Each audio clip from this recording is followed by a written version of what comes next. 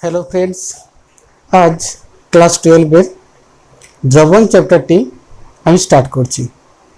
3টি বা 4টি ক্লাসের মধ্যে এই সলিউশন বা দ্রবণ চ্যাপ্টারটি পুরোপুরি কমপ্লিট হয়ে যাবে। আশা করছি এই ফুল চ্যাপ্টারটি কমপ্লিট করার পর আর তোমাদের কোনো প্রবলেম থাকবে না। তাই ভালোভাবে এই 4টা ক্লাস ভালোভাবে পড়ো এবং বোঝার চেষ্টা করো। যদি কোনো প্রবলেম থাকে তাহলে কমেন্ট বক্সে জানিও। তাহলে শুরু করা যাক আজকের দ্রবণ চ্যাপ্টারটি। দ্রবণ অ্যাকচুয়ালি এটা মিশ্রণ থেকে এসছে। মিশ্রণ বলতে কি না, বিভিন্ন ধরনের একটার সাথে আরেকটা কোনো কিছু মেশানোই হলো মিশ্রণ। তবে হ্যাঁ, এই দ্রবণ যে চ্যাপ্টারটি আমাদের রয়েছে এটি কিন্তু সম্পূর্ণ বাইনারি সিস্টেম, অর্থাৎ এটিতে দুটি কম্পোনেন্ট থাকবে। দুটি কম্পোনেন্ট যার মধ্যে কি আছে, একটি পরিমাণ বেশি থাকবে, একটি বেশি পরিমাণে থাকবে এবং আরেকটি থাকবে কি না কম পরিমাণে থাকবে। একটি কম পরিমাণে থাকবে। যেটা বেশি পরিমাণে থাকবে তাকে আমরা এখানে বলবো দ্রাবক, বা ওটাকে ইংরেজিতে বলা যায় সলভেন্ট। যেটি কম পরিমাণে থাকবে সেটি হবে দ্রাবক এবং সেটি হবে কি ইংরেজিতে সলিউট। এখন এই টোটাল চ্যাপ্টারটাতে আমরা এই দ্রাবককে 1 দ্বারা ডিনোট করব এবং দ্রাবকে আমরা 2 দ্বারা ডিনোট করব। যেমন W1 যদি বলা যায় তাহলে সেটি হবে কি ওয়েট অফ সলভেন্ট, বা দ্রাবকের ওজন। কত গ্রাম সেখানে কি আছে না সলভেন্ট আছে বা দ্রাবক আছে। এখানে আমরা যদি বলি M2 ইকুয়ালস টু আমরা বলতে পারি দ্রাবের কথাটা হচ্ছে যেহেতু 2 আছে আর M মানে হচ্ছে molar mass, that equals to আণবিক ভর। তাহলে এখানে দ্রাবের আণবিক ভর। তাহলে 2 এখানে দ্রাবকে ডিনোট করে, 1 এখানে কি করে না দ্রাবকে ডিনোট করে। এখন এখানে আমরা এই দ্রবণের টাইপগুলো নিয়ে দেখতে পারি। যেমন ফার্স্ট প্রশ্ন হতে পারে যে অ্যামালগামে দ্রাবক ও দ্রাবক কোনটি? বিভিন্ন ধরনের আমরা অ্যামালগাম বা পারদ সংকর আমরা পড়েছি। অ্যামালগাম বলতে কি না পারদ সংকর। এই পারদ সংকর বলতে কি হবে, ধরো আমরা বলি যে NaHG, কখনো কখনো বা ZnHG, আমরা এটা দেখেছি। তো এই রকমের ক্ষেত্রে দ্রাবক আমাদের মনে হচ্ছে কি যেটা লিকুইড পারদ সেটাই হতে পারে, কিন্তু এমনটা নয়। আমরা এখানে কি পড়বো না দ্রাবক হিসেবে কিন্তু কি আছে Na বা Hg, Na বা Zn, আর দ্রাবক হিসাবে কিন্তু থাকবে এখানে Hg, বা বলা যেতে পারে এটি হচ্ছে পারদ। সুতরাং আমরা বুঝতে পারলাম যে পারদ সংকরে যেটা লিকুইড আছে সেটাই যে সবসময় দ্রাবক হবে এমনটা নয়। যেটা Hg আছে পারদ, যেটা লিকুইড সেটা এখানে কিন্তু দ্রাবক। আবার Na বা Zn যেগুলো ধাতু তারা কিন্তু এখানে কি হয়ে গেল না দ্রাবক হয়ে গেল। এরপর আমরা পড়ব তরলে গ্যাসের দ্রাব্যতা। তরলে গ্যাসের দ্রাব্যতা কথাটি শুনলেই বলা যেতে পারে যে দ্রাবক এখানে কিন্তু কোনটা, যেটা কথা আছে কি না তরলে, তাহলে এটা হয়ে গেল তরল। আর দ্রাবক আছে কোনটা না সেটা আছে কি না গ্যাস। তাহলে আমরা ইজিলি বা সহজেই কিন্তু এটা করতে পারছি যে দ্রাবক আছে তরল আর দ্রাবক আছে কি গ্যাস। এই তরলে গ্যাসের দ্রাব্যতা এক ধরনের হতে পারে কি না একটি তাপদায়ী ঘটনা। এই তাপদায়ী ঘটনা বলতে কি রকম না তাপদায়ী এক্সোথার্মিক।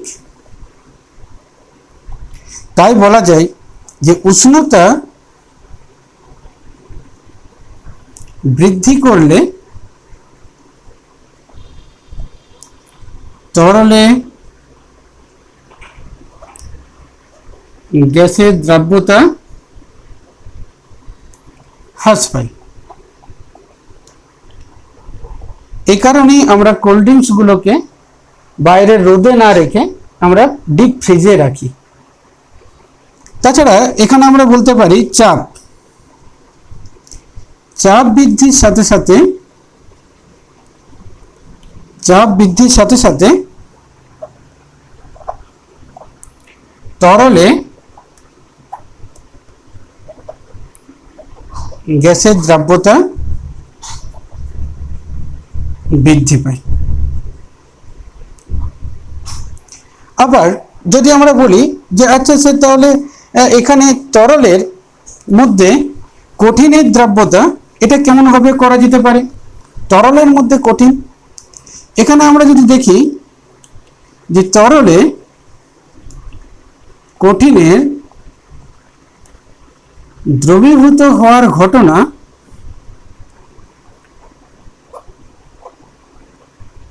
দুই ধরনের। এক নম্বর একটা উদাহরণ দেওয়া যেতে পারে তাপদায়ী, যেমন তোমরা নিজেরাও জানো, যদি আমরা পোড়া চুনকে জলের মধ্যে ফেলে দিই তাহলে ওটা শব্দ করে ফুটতে শুরু করে।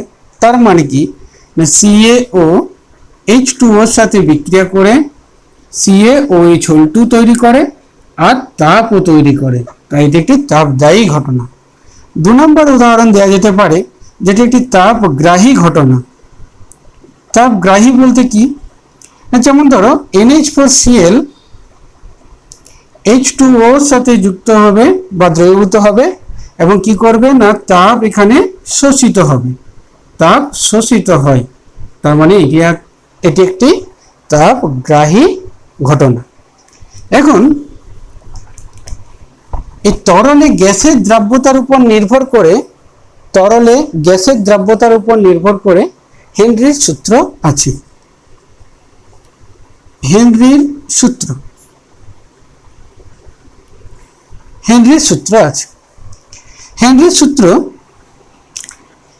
সূত্র স্থির উষ্ণতায় কোন তরল দ্রাবকে কোন গ্যাসের দ্রাব্যতা দ্রবণের সঙ্গে সাম্যাবস্থায় থাকা ওই গ্যাসের চাপের সমানুপাতিক, অর্থাৎ P versus X, PH equals to X। এখানে KH হলো হেনরির কনস্ট্যান্ট এবং P হলো চাপ, X হলো মোল ভগ্নাংশ।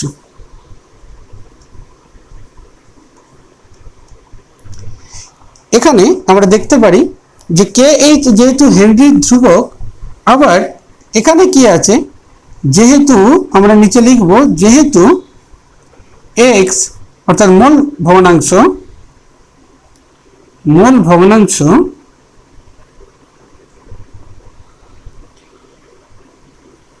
একক বিহীন রাশি, তাই KH এর একক সমান চাপের একক, অর্থাৎ ATM বা লিখতে পারি টর বা লিখতে পারি বার। এই হেনরির সূত্রে আমাদের কি আছে না, কয়েকটি প্রয়োগ আছে, মেনলি তিনটি প্রয়োগ আছে। তাহলে হেনরির সূত্রের প্রয়োগ আমরা নিচে কি লিখব, হেনরির সূত্রের প্রয়োগ লিখব। হেনরির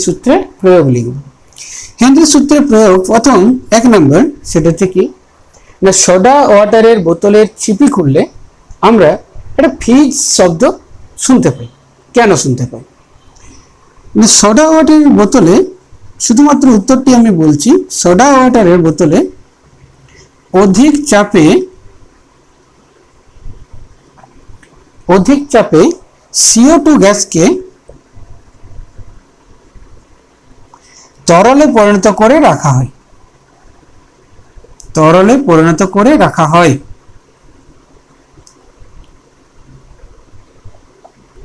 তাহলে এই CO2 গ্যাস যখনই ছিপি খোলা হয়, বোতলের ছিপি খুললেই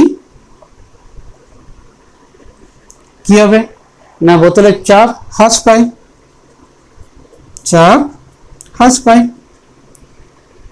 এবং CO2 যেটা কি ছিল না বোতলের মধ্যে তরল আকারে ছিল, সেটা কি হলো না চাপ হ্রাস পাওয়ার জন্য গ্যাসের বুদবুদ তৈরি করে এবং বাইরে বেরিয়ে আসে। ওই বাবেলগুলো ফাটার সাথে সাথে আমরা কি পাই, বাবেল আকারে বা বুদবুদ আকারে বাইরে বেরিয়ে আসে এবং এই ফিজ শব্দটা আমরা শুনতে পাই, ফিজ শব্দ হয়। এটা হচ্ছে আমাদের প্রথম প্রয়োগ।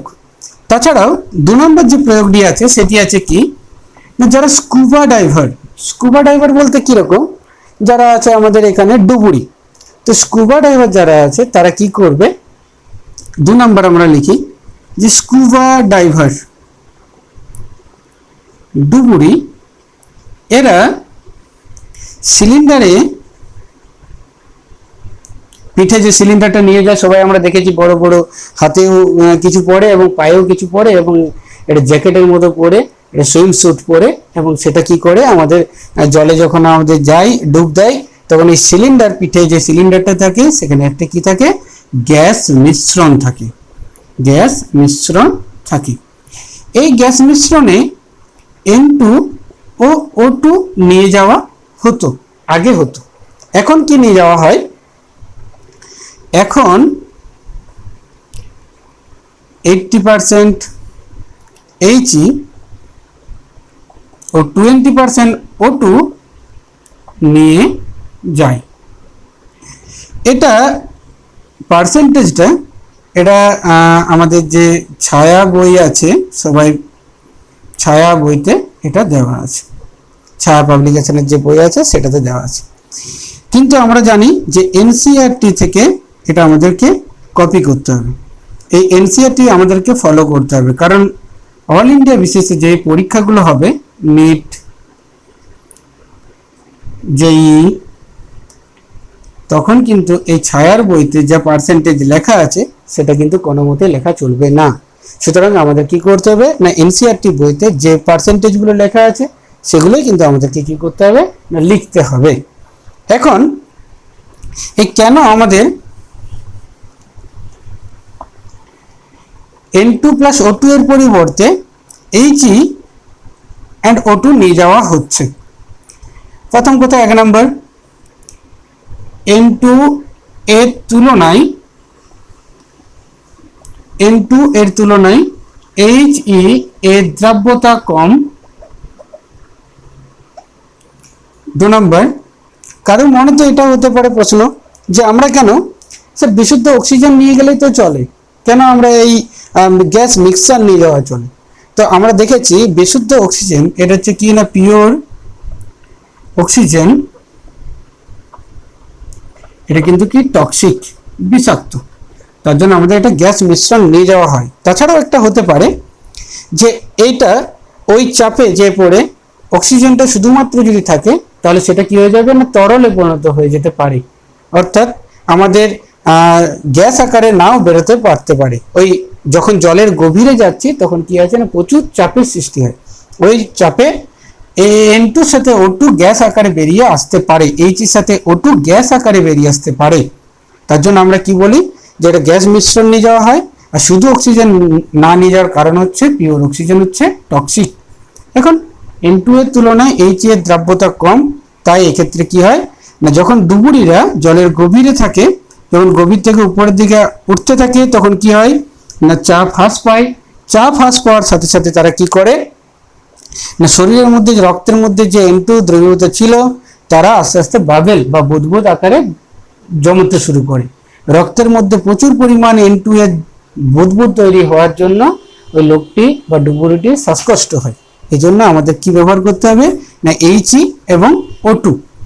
এই He এবং O2 এর মিশ্রণটি যদি আমরা ব্যবহার করি তাহলে সেক্ষেত্রে দেখা যাবে যে He কিন্তু এই যে প্রবল চাপে যে জলের গভীরে নামার সাথে সাথে কি আছে চাপ বৃদ্ধি পাচ্ছে, আগে N2 যতটা দ্রবীভূত হতে পারত, এখন কিন্তু H এতটা দ্রবীভূত হতে পারছে না।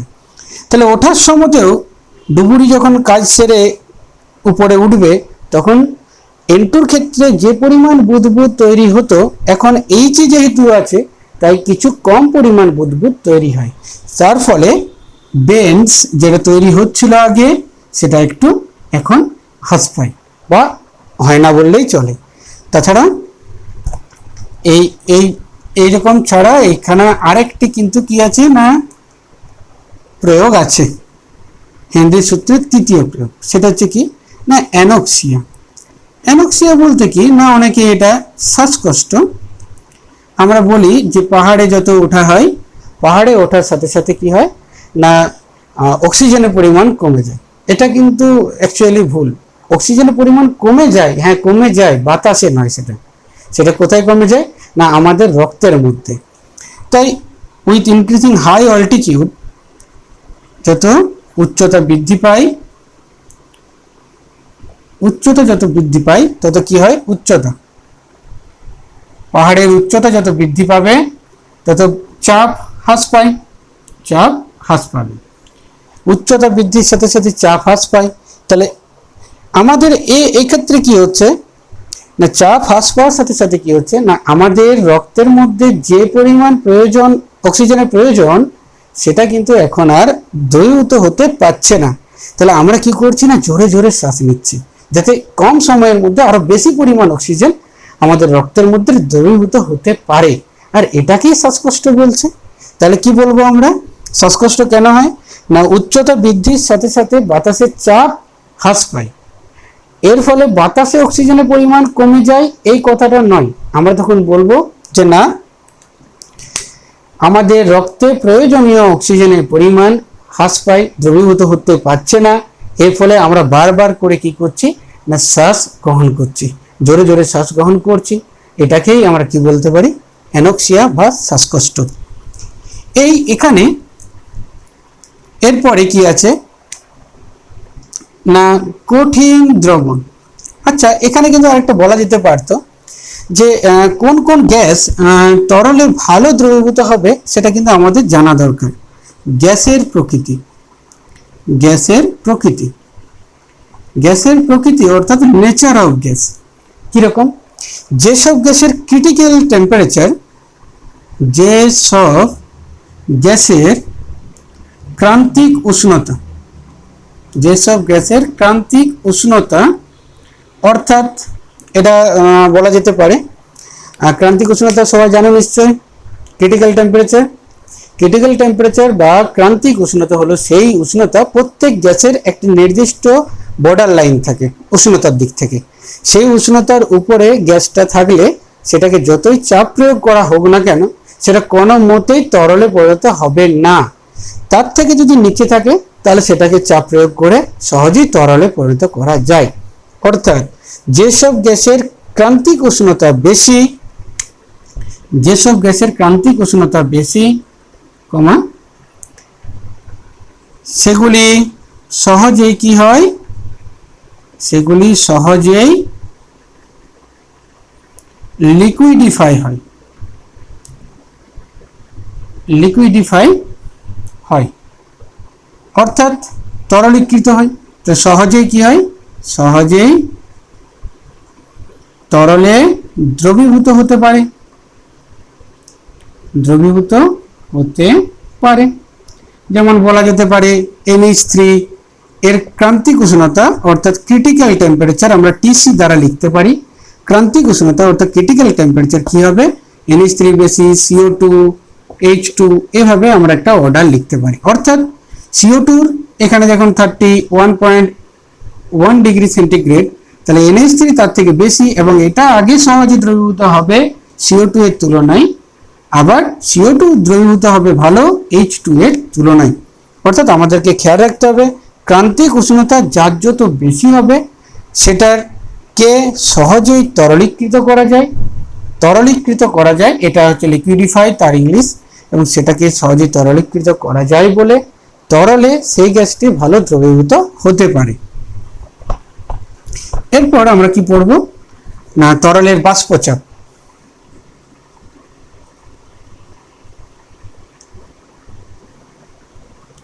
তরলের বাষ্পচাপ।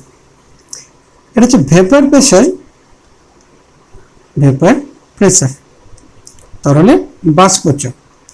এখন ব্যাপারটা হচ্ছে কি না, এই মাঝখানে একটা কনসেন্ট্রেশন বা গাঢ়ত্বের কিছু ইউনিট আমরা কিন্তু পড়ালাম না।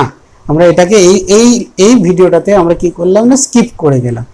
কারণ ওটার জন্য শুধুমাত্র এই যে নর্মালিটি, মোলারিটি এবং মোলালিটি নিয়ে আমাদের আলাদা একটা ভিডিও আছে, সেটা আমরা দেখে নিতে পারবো। ঠিক আছে, ওখান থেকে ভালোভাবে শিখে নেব। এই দ্রবণ চ্যাপ্টারের ক্ষেত্রে ওই গাঢ়ত্বের যে এককগুলো আছে এগুলো ভালোভাবে জানা অবশ্যই জরুরি, তাছাড়া অঙ্কগুলো করার ক্ষেত্রে আমাদের প্রবলেম হতে পারে। তাই তার আগে এই ভিডিওটা কমপ্লিট করার আগেই বা কমপ্লিট করেও তোমরা ওই ভিডিওটা একবার দেখে নিতে পারো। ঠিক আছে, এখন তরলের বাষ্পচাপ। এই বাষ্পচাপ বা বাষ্পায়ন, বাষ্পায়ন যে কোনো উষ্ণতাতে ঘটে, যে কোনো উষ্ণতাতেই ঘটে, যে কোনো উষ্ণতাতে ঘটে। তবে হ্যাঁ, উষ্ণতা বৃদ্ধির সাথে সাথে এই বাষ্পায়ন বা রেট অফ ভেপারাইজেশন, বাষ্পায়নের হার বৃদ্ধি পায়। অর্থাৎ গ্রীষ্মকালে ভালো হয়, আবার শীতকালে তো যেহেতু হিউমিডিটি কম থাকে তাহলে সেখানে কি আছে না, ড্রাই থাকে, আমাদের শুষ্ক থাকে বাতাস, এই জন্য কি হয়, আর্দ্রতা কম থাকার জন্য আরো বেশি বেশি করে কি হয় না, বাষ্পায়ন হতে পারে। এই বাষ্পচাপ কাকে বলে না, যে কোনো উষ্ণতাতে নয়, একটি নির্দিষ্ট উষ্ণতাতে, কি বলবো, একটি নির্দিষ্ট উষ্ণতাতে তরলের বাষ্পের কণাগুলি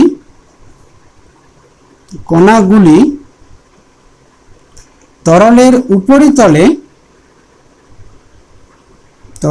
উপরিতলে যে চাপ প্রয়োগ করে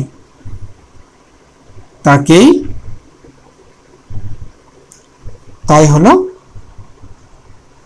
ভেপার প্রেসার বা বাষ্পচাপ, ভেপার প্রেসার, তাই হলো বাষ্পচাপ। তাহলে একটি নির্দিষ্ট উষ্ণতাতে, সুতরাং কোন তরলের বাষ্পচাপ বললেই এটা খেয়াল রাখতে হবে যাতে উষ্ণতাটা কিন্তু কি থাকে না, ফিক্সড থাকে। উষ্ণতাটা কিন্তু ফিক্সড থাকতে হবে, তবে সেক্ষেত্রে হবে। উষ্ণতা বৃদ্ধি করলে বাষ্পের কণা সংখ্যাও বৃদ্ধি পাবে এবং সেক্ষেত্রে বাষ্পচাপও বৃদ্ধি পাবে। ছোট্ট ছবি এঁকে দেখানো যেতে পারে, এটা ছোট্ট ছবি এঁকে দেখানো যেতে পারে। এরকম ভাবে আছে, কোন একটা লিকুইড আছে, সুতরাং ধরে নিচ্ছি একটা বিশুদ্ধ জল আছে। এই বিশুদ্ধ জলের ক্ষেত্রে কি আছে না, এটা পিওর ওয়াটার আছে, বিশুদ্ধ জল আছে। এই বিশুদ্ধ জল, আর আজকে ধরো আমাদের রুমের যে temperature, room temperature 25 degree centigrade, এই 25 ডিগ্রি সেন্টিগ্রেড উষ্ণতায় এখানে কিছু বাষ্পের কণা, এটা ঢাকা দেওয়া আছে, কিছু বাষ্পের কণা তৈরি হয়েছে, কিছু বাষ্পের কণা তৈরি হয়েছে।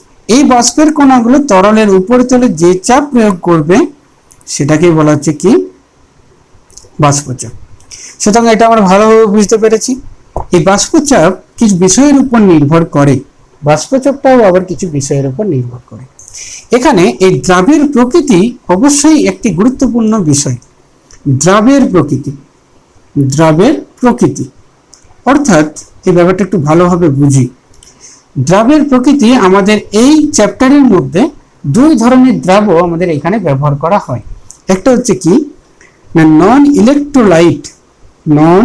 ইলেকট্রোলাইট অর্থাৎ তড়িৎ অবিশ্লেষ্য এবং নন ভোলাটাইল অর্থাৎ সেটাকে আমরা বলতে পারি অনুদ্বায়ী, উবে না, উবে না। আর এখানে আমাদের আছে কি না, যেটা এর অপোজিট হবে, ইলেকট্রোলাইট তড়িৎ বিশ্লেষ্য এবং বলা যেতে পারে ভোলাটাইল অর্থাৎ উদ্বায়ী, যা সহজেই উবে যায়। এখন আমাদের মধ্যে প্রথমেই আমরা আলোচনা করব এই তড়িৎ অবিশ্লেষ্য এবং তড়িৎ বিশ্লেষ্য জিনিসটাকে সাইডে রেখে আমরা অনুদ্বায়ী এবং উদ্বায়ী এই জিনিস দুটো নিয়ে আলোচনা করব। তাহলে এখন আমরা পড়ব যে দ্রাবটি যখন কি হবে না, দ্রাবটি যখন অনুদ্বায়ী, অর্থাৎ কি হবে, উবে যাবে না উবে না? অবশ্যই এটি উবে না, উবে না। অর্থাৎ কি আছে না, ধরো এরকম ভাবে একটি পাত্রে রেখেছি, ওই আগে যে জলের পাত্রটা ছিল সেই জলের পাত্রটায় বিশুদ্ধ জল আছে, তার জন্য আছে এটা কি পিওর সলভেন্ট, পিওর সলভেন্ট বা বিশুদ্ধ দ্রাবক, বিশুদ্ধ, কোনো কিছু এখানের মধ্যে এখনো মিশানো নেই, বিশুদ্ধ দ্রাবক আছে। এই বিশুদ্ধ দ্রাবক অর্থাৎ বিশুদ্ধ জল আছে, এখানে ঢাকা দেওয়া আছে। আগের বারের মতোই 25 ডিগ্রি সেন্টিগ্রেড উষ্ণতায় এখানে আমরা করেছিলাম। কাউন্ট করে করে করতে পারো, এই বাষ্পের কণাগুলো একটু কাউন্ট করে করে লিখতে পারো, এটা তোমাদের জন্য সুবিধা বুঝতে। এমনিতে কিন্তু কাউন্ট করে যে হয় তৈরি এমনটা নয়। 5, 6, 7, 8, 9, 10, 10টি বাষ্পের কণা এখানে তৈরি হয়েছে। তাহলে তারা চাপ প্রয়োগ করবে, এখানে চাপ প্রয়োগ করবে। আর এখানে কিন্তু আমাদের কি আছে না, ওই জলের পাত্রটিতেই, এখানে যেটা বিশুদ্ধ জল ছিল এই জলের পাত্রটিতে কি আছে, আমরা এক টুকরো অনুদ্বায়ী দ্রাবক। অনুদ্বায়ী দ্রাবক বলতে কি, ইউরিয়া হতে পারে, সুক্রোজ হতে পারে বা গ্লুকোজ হতে পারে, যে কোনো কিছু আমরা কি করলাম না, স্টার্চও হতে পারে। আমরা এখানে কি করলাম না, ইউরিয়া যোগ করে দিলাম। ইউরিয়া, ইউরিয়াটি কি, ইউরিয়া হচ্ছে অনুদ্বায়ী দ্রাবক। তাহলে ইউরিয়া যোগ করার ফলে এই যে তরলের বাষ্পায়ন, যেটা উপরিতলের একটি ঘটনা, এই যে গোল গোলগুলো ভিতরে রয়েছে এগুলো হচ্ছে কি না ইউরিয়ার কণা। তাহলে কিছুটা তরলের উপরিতল কি হচ্ছে না কভার করে দিচ্ছে। এর ফলে তরলের বাষ্পায়ন সর্বদাই একটি কি তরলের উপরিতলের ঘটনা। যদি এই তরলের উপরিতলের ক্ষেত্রফলটা হ্রাস পায় তাহলে এখানে বাষ্প তৈরি হওয়ার ঘটনাটাও কি হবে, একটু হলেও ধীরে হবে। কারণ এখানে তরলের সারফেস এরিয়া, এই যে এখানে উপরিতলের ক্ষেত্রফল আছে, ইউরিয়া যোগ করার ফলে সেই জায়গাটা কিছুটা হলেও কমে গেছে। যে ইউরিয়ার কণা আছে তার ভিতরে জলের কণাগুলো এইভাবে তো আর বাইরে ভেদ করে বেরিয়ে আসতে পারবে না। তাহলে তরলের উপরিতলের ক্ষেত্রফল হ্রাস পেলে আমাদের বাষ্পায়নও হ্রাস পাবে। অর্থাৎ ইউরিয়া যোগ করলে কি হয়, তরলের উপরিতলের যে ক্ষেত্রফলটি আছে সেটি হ্রাস পাবে এবং এখানে বাষ্পের কণা সংখ্যাও কিন্তু কি হবে না, ধরো এখানে আগের বারে আমরা 10টা বাষ্পের কণা এঁকেছিলাম, এখানেও কি আছে না 6টা বাষ্পের কণা এঁকেছি। এই 6টা বাষ্পের কণা আমরা এঁকেছি। এটি কিন্তু এখন কি আছে না দ্রবণ। কি কি আছে না বিশুদ্ধ দ্রাবক আছে আর একটি অনুদ্বায়ী দ্রাবক আছে, যেটি একটি ইউরিয়া হতে পারে, আমাদের গ্লুকোজ হতে পারে, আমাদের এটা কি হতে পারে, এইমাত্র বললাম সুগার হতে পারে, চিনিও হতে পারে, চিনি দ্রবণ হলেও চলবে। তাহলে দ্রবণ আছে। এই যে বাষ্পের কণা এখানে দেখতে পাচ্ছি কম হয়ে গেছে, কারণ আগে ছিল 10, এখন হয়ে গেছে 6। অর্থাৎ এই 10টি বাষ্পের কণা যে চাপ প্রয়োগ করবে 6টি বাষ্পের কণা নিশ্চয়ই তত পরিমাণ চাপ প্রয়োগ করতে পারবে না। অর্থাৎ যখন কোনো অনুদ্বায়ী দ্রবণে যোগ করব তখন বিশুদ্ধ দ্রাবকে যোগ করব, তার ফলে যে দ্রবণ তৈরি হবে সেখানে বাষ্পচাপ বিশুদ্ধ দ্রাবকের তুলনায় হ্রাস পাবে, কারণ বাষ্পের কণা সংখ্যা হ্রাস পাচ্ছে। যদি আমরা এই বিশুদ্ধ দ্রাবকের যে বাষ্পচাপ সেটাকে আমরা P1, যেহেতু দ্রাবক তার জন্য 1 বাষ্পচাপ, P প্রেসার, আর এটাকে নট করে দেওয়া মানে হচ্ছে কি না বিশুদ্ধ বোঝানো, নট P1 নট, তার মানে এটি বিশুদ্ধ, তার জন্য P1 নট দেওয়া আছে। তো দ্রবণের বাষ্পচাপ কি হবে, দ্রবণের বাষ্পচাপ কি হবে না আমরা লিখতে পারি P। এখানে তো আর 1 লিখতে পারবো না বা 2ও লিখতে পারবো না, তাহলে আমরা লিখতে পারি P। সুতরাং বোঝা গেল যে দ্রবণের বাষ্পচাপ P, বিশুদ্ধ দ্রাবকের বাষ্পচাপ P1 নট। তাহলে কোনটা বেশি এখানে, P1 নট। তাহলে এখানে বক্সের মধ্যে আমরা লিখব P1 নট, অবশ্যই P এর থেকে বেশি। এই বাষ্পচাপ সংক্রান্ত এই রাউল্টের সূত্র আছে। বাষ্পচাপ সংক্রান্ত কি আছে, এটা রাউল্টের সূত্র আছে। আমরা এই রাউল্টের সূত্রটি আমরা লিখব এখানে। রাউল্টের সূত্র,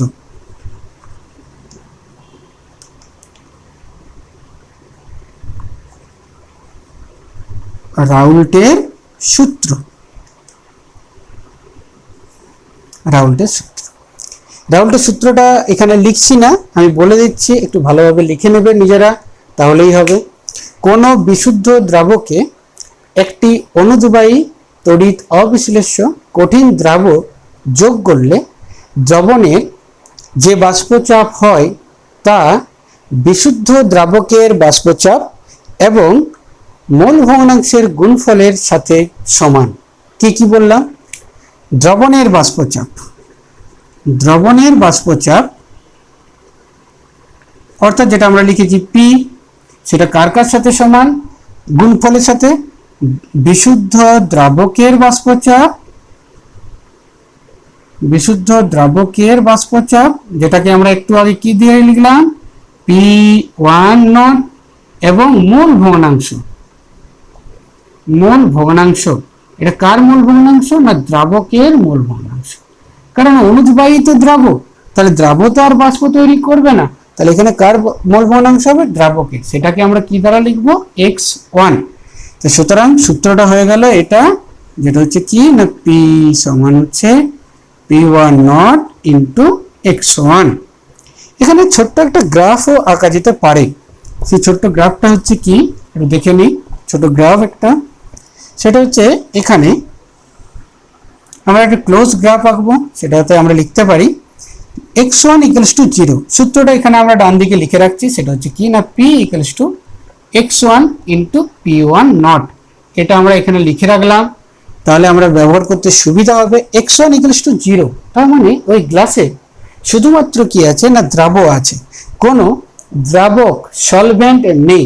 তাহলে সলভেন্ট নেই, বাষ্পের কণা কি তৈরি হতে পারবে না? তো সুতরাং বাষ্প চাপ হয়ে গেল কি না 0। তাহলে এখান থেকে স্টার্ট হবে। এবার আস্তে আস্তে জল বাড়ছে বা দ্রাবক বৃদ্ধি পাচ্ছে। দ্রাবক বৃদ্ধি পেলে কি হবে না দ্রাবকের মোল ভগ্নাংশ বৃদ্ধি পাবে। মোল ভগ্নাংশ সর্বোচ্চ কত হতে পারে? ভগ্নাংশ মানেই আমরা জানি সর্বোচ্চ হতে পারে 1। তার জন্য এখানে আমরা লিখবো x1 এর মান যদি 1 হয়, একবার দেখো না এখানে যদি x1 এর মান 1 হয় তাহলে আমরা পুট করতে পারি। একবার x1 = 0 পুট করো, তাহলে x1 = 0, তাহলে p = 0, x1 = 1 অর্থাৎ তখন হয়ে যাবে বিশুদ্ধ। তখন এই জায়গাটা হয়ে গেল বিশুদ্ধ দ্রাবকের বাষ্পচাপ। বোঝা গেল ব্যাপারটা কি? এখানে 0, তার মানে কোনো বাষ্পচাপ তৈরি হয়নি। আস্তে আস্তে x1 এর মান বৃদ্ধি পাচ্ছে করে চাপও বৃদ্ধি পাচ্ছে। x1 এর মান সর্বাধিক হতে পারে কত? 1। তাহলে x1 এর ভ্যালু যদি আমি 1 পুট করি, তাহলে P = বা দ্রবণের বাষ্পচাপ হবে বিশুদ্ধ দ্রাবকের বাষ্পচাপের সাথে সমান। ঠিক আছে? ওকে।